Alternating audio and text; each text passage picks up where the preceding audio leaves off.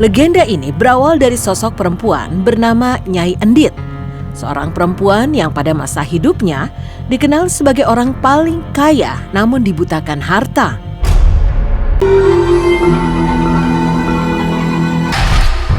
Namun, di balik ketenangan itu, masyarakat setempat meyakini tersimpan kisah kelam tentang keserakahan manusia dan hukuman alam yang tak terelakkan.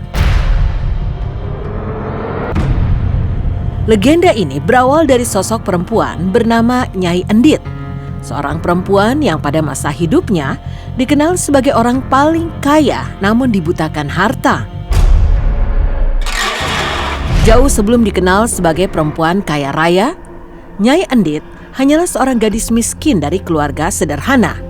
Hidupnya dipenuhi kekurangan. Hari-harinya dihabiskan dengan bekerja membantu orang lain demi bertahan hidup. Dari luasnya hamparan situ Cikaret, konon warga mempercayai bahwa di tengah-tengah danau ini terdapat istana gaib yang dipercaya sebagai pusat kekuasaan. Jauh sebelum dikenal sebagai perempuan kaya raya, Nyai Endit hanyalah seorang gadis miskin dari keluarga sederhana. Hidupnya dipenuhi kekurangan. Hari-harinya dihabiskan dengan bekerja membantu orang lain demi bertahan hidup. Namun, satu anugerah besar yang ia miliki adalah kecantikan wajahnya yang digambarkan seperti seorang bidadari. Parasnya memikat siapapun yang memandang tidak bisa berpaling, hingga kabar tentang kecantikan Nyai Endit menyebar ke berbagai wilayah. Takdir kemudian mempertemukannya dengan seorang saudagar kaya raya. Terpikat oleh kecantikan dan kelembutan Nyai Endit muda, sang saudagar meminangnya dan menjadikannya istri. Sejak saat itu, kehidupan Nyai Endit berubah. Ia berpindah dari gubuk reot menuju rumah besar. Dari pakaian lusuh menjadi balutan sutra mahal.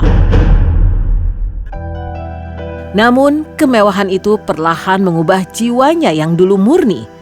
Rasa syukur berganti dengan ketakutan.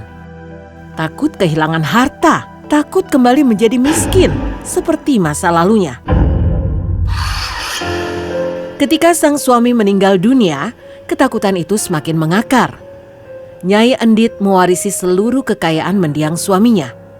Namun bersama harta itu, ia mulai tumbuh menjadi kikir, pelit dan tamak. Ia menutup rapat pintu rumahnya dari jeritan warga desa. Setiap permohonan bantuan selalu ditolaknya. Alih-alih membantu, Nyai Endit justru gemar memamerkan kekayaannya. Keserakahannya semakin menjadi ketika ia menjelma menjadi seorang rentenir. Ia meminjamkan uang kepada warga desa dengan bunga yang sangat tinggi dan mencekik.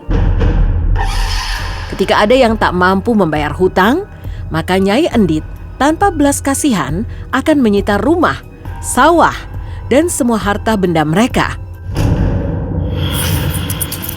Untuk memuluskan usaha kotornya ini, ia memelihara banyak preman yang ditugaskan untuk menagih hutang dengan cara kekerasan. Tangisan dan ratapan menjadi pemandangan biasa di desa. Banyak keluarga kehilangan tempat tinggal. Banyak anak menjadi yatim sebelum waktunya. Dan semua itu terjadi dari keserakahan Nyai Endit. Bahkan tersiar kisah pilu tentang gadis-gadis muda yang dipaksa menikah dengan saudagar tua dari desa tetangga. Hal itu terjadi karena orang tua mereka tidak memiliki harta lagi untuk disita sebagai pelunasan hutang. Masa depan para gadis itu seakan dijadikan alat pembayaran bagi ketamakan Nyai Endit. Penderitaan warga mencapai puncaknya ketika masa paceklik melanda. Gagal panen membuat lumbung-lumbung padi kosong dan kelaparan merajalela. Namun di tengah krisis itu, Nyai Endit justru menunjukkan wajah paling kejam dari keserakahannya. Ia dengan sengaja mengadakan pesta makan di halaman rumah bersama para pengikutnya. Tangannya menyuap nasi dengan santai. Sementara di luar pagar rumahnya, anak-anak menangis kelaparan. Tindakan itu bukan tanpa tujuan. Nyai Endit berharap penderitaan yang dialami warga memaksa mereka meminjam uang darinya, sehingga bisnis haramnya semakin laris.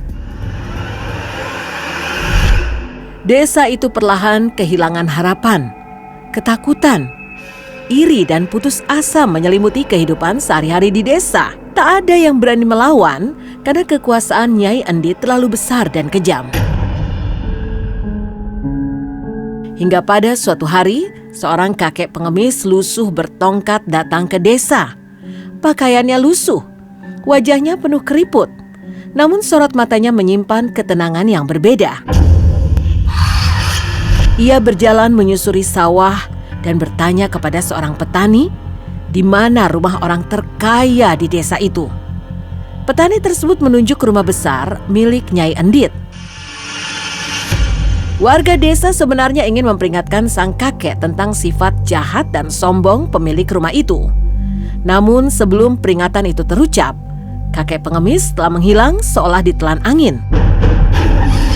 Pada suatu sore, Nyai Endit sedang bersantai di halaman rumahnya, menghitung tumpukan uang, emas, dan perhiasan. Dalam kesibukan memuja hartanya, datanglah sang kakek pengemis untuk meminta seteguk air. Namun permintaan sederhana itu justru disambut makian dan hinaan.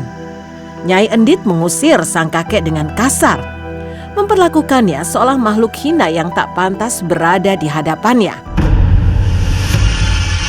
Dengan wajah tenang, sang kakek kemudian menancapkan tongkatnya ke tanah di depan rumah Nyai Endit. Sebuah kalimat kutukan terucap, menyatakan bahwa keserakahan akan berbuah hukuman.